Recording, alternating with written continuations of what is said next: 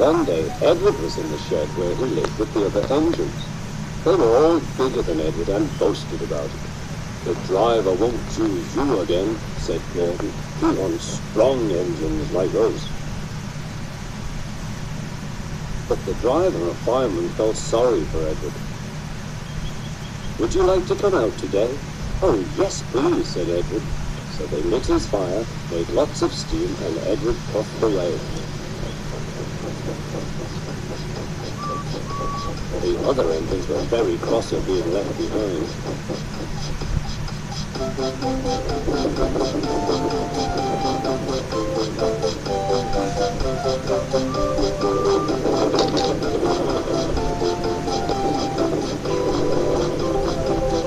Edward worked hard all day.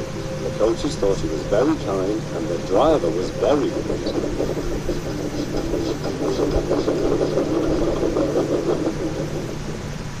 "I'm going out again tomorrow," Edward told the other engines that night. "What do you think of that?"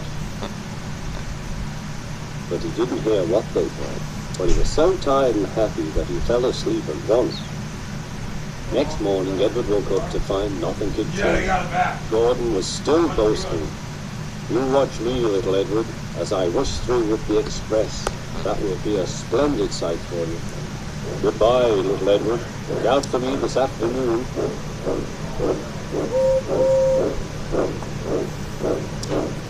Edward went off to do some shunting. Edward liked shunting. It was fun playing with trucks. He would come up quietly and give them a push. Then he would stop and the silly trucks would go bump into each other. "Oh!" they cried. "Whatever is happening?"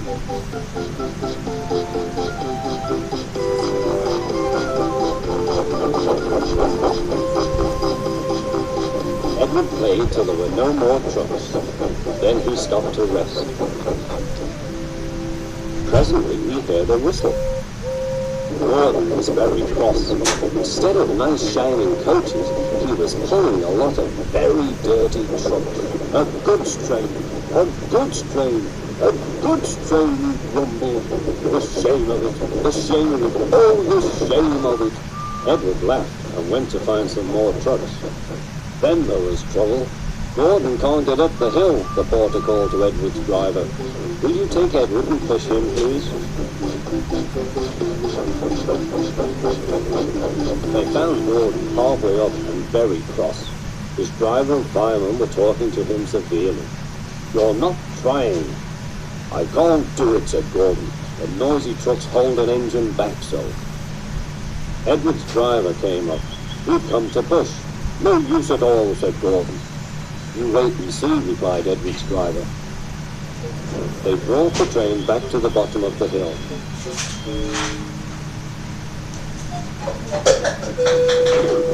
"I'm ready," said Edward.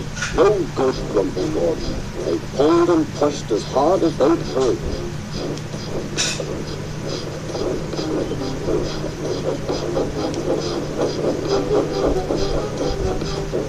"I can't do it, I can't do it, I can't do it," puffed Gordon. "I will do it, I will do it, I will do it," puffed Edward. Edward pushed and puffed and puffed and pushed as hard as ever he could. And almost before he realized it, Gordon found himself at the top of the hill. "I've done it, I've done it, I've done it," he said proudly. He forgot all about Edward and didn't wait to say thank you.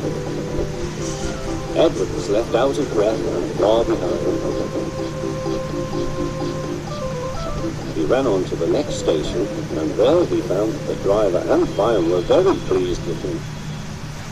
The fireman gave him a nice long drink, and the driver said, "I'll get out my paint tomorrow and give you a beautiful coat of blue with red stripes.